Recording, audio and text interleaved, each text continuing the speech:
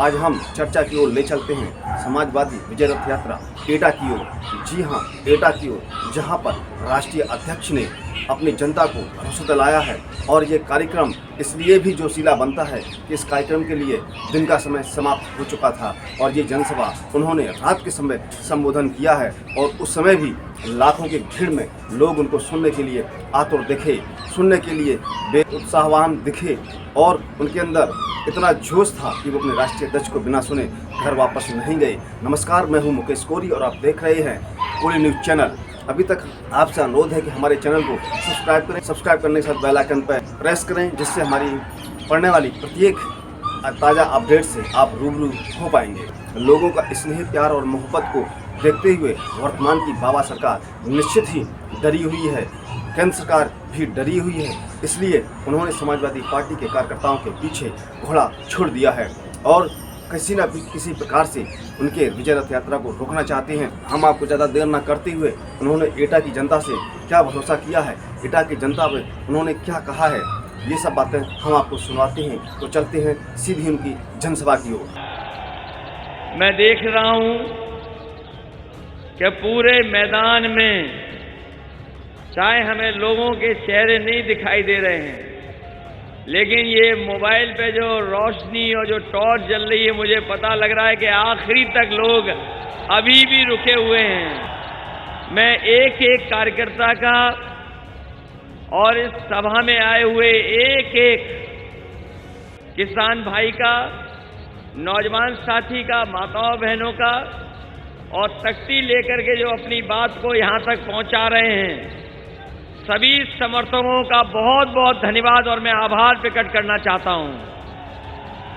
जहां लोग इतनी सर्दी में ओस पड़ रही हो और पिछले कई घंटों से इंतजार कर रहे हों और एक भी साथी यहां से हटा नहीं है। ये मैदान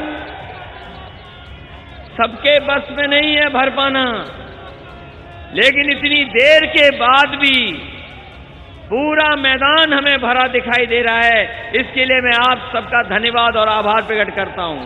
ये जो जन सैलाब है, ये जनता का है और इसलिए जनता तैयार है कि पिछले 5 साल के कार्यकाल में इतनी परेशानियां, इतना दुख, इतना संकट पैदा किया है, किसी सरकार ने इतना संकट पैदा नहीं किया होगा। इनकी जब से सरकार आई है, जनता को दिक्कत के अलावा कुछ नहीं मिला। हर चीज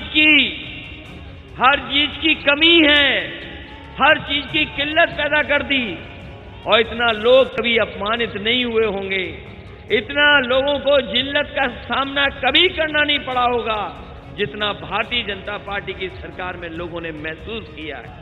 याद है वो समय जब भारतीय जनता पार्टी ने कहा था कि चप्पल पहनने वाले हवाई जहाज में चलेंगे। बताओ, चप्पल पहनने वाले लोग कितने हवाई जहाज में चल लिए और पेट्रोल 100 पार हो गया कि नहीं हो गया कि चप्पल पहनने वाले हवाई जहाज में चलेंगे। उन्होंने डीजल और पेट्रोल की इतनी कीमत बढ़ा दी है कि आज हमारी गरीबों की गाड़ी नहीं चल सकती, मोटरसाइकिल नहीं चल पा रही है। और जब से सरकार आई है, लगातार महंगाई बढ़ रही है। बताओ, महंगाई बढ़ गई कि नहीं बढ़ गई? जो हमारे गरीब सरसों का तेल खरीद लेते थे, खाना बनाने के लिए थोड़ा बहुत इंतजाम कर लेते थे, खेतों में सरसों है लेकिन सरकार के पास कोई इंतजाम नहीं है कि जब फसल तैयार हो जाएगी तो सरसों की भी कीमत दे पाएंगे। एक तरफ तो सरसों की कीमत नहीं दे पा रहे हैं और दूसरी तरफ सरसों का तेल बताओ 200 पार हो गया कि नहीं हो। ये जो बाबा मुख्यमंत्री हैं, ये मोबाइल की लाइट भी नहीं समझते ये लाइट कहां से आ रही है।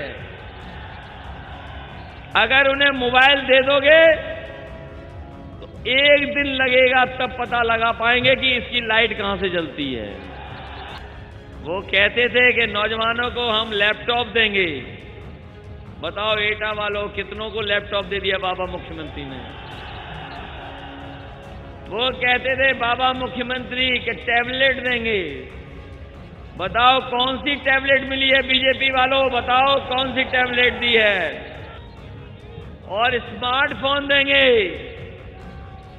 किसी को स्मार्टफोन दिया बाबा जी ने? क्या उत्तर प्रदेश को योगी सरकार मिले, क्या योगी सरकार बने? और मुझे याद है एटा में सबसे बड़ा बिजली का कारखाना लगाने का काम शुरू हुआ था समाजवादी सरकार में।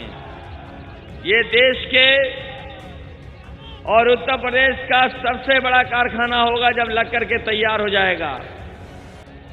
प्रदेश में इतने बड़े कारखाने कम हैं जिस तरह का कारखाना आपके एटा में लग रहा है। और एटा में इसलिए कारखाना लगाया था कि जिस समय ये बिजली बनाना शुरू कर देगा तो न केवल एटा के लोगों को बल्कि उत्तर प्रदेश को और देश को सस्ती बिजली मिलेगी। लेकिन 4.5 साल हो गए हैं। जितना बनाने का जल्दी काम शुरू किया था रफ्तार से, अभी भी एटा का बिजली का कारखाना नहीं बन पाया है। बताओ बिजली का कारखाना बन गया कि नहीं बना? और समाजवादी सरकार होती तो बिजली का कारखाना भी बन जाता और हमारे लोगों को उम्मीद से ज्यादा सस्ती भी बिजली मिल जाती। हम अपने किसान भाइयों को और गरीब भाइयों को बता करके जा रहे हैं, आने वाले समय में समाजवादी सरकार बनेगी तो ये बिजली का कारखाना चला करके हमें चाहे सस्ती बिजली देनी पड़े किसानों को और उनकी सिंचाई मुफ्त करनी पड़े तो समाजवादी सरकार सिंचाई को मुफ्त कराने का काम करेगी। हम और आप लोग तो इस कारखाने का नाम जानते हैं कि ये कारखाना जो बिजली का है उसका नाम क्या है, हम लोग तो जानते हैं, समाजवादी लोग तो जानते हैं। लेकिन हमारे बाबा मुख्यमंत्री जी ने 4.5 साल में इस कारखाने का नाम भी नहीं रट पाया है। तो आपने सुना यहाँ पर और सुनने में आया है कि अब अकेले में बैठ करके इस बिजली का कारखाने का नाम रट रहे हैं। उन्होंने क्या कहा है और ये बात हमसे हमारी बात न मानो करने के साथ साथ तो कोई अधिकारी हो तो उससे चुपचाप पूछ लेना कि बाबा मुख्यमंत्री जी ने इनाम रट लिया कि नहीं रट लिया है। फिर मिलेंगे एक नई खबर के साथ, तब तक आप हमको इजाजत दीजिए। जय भारत।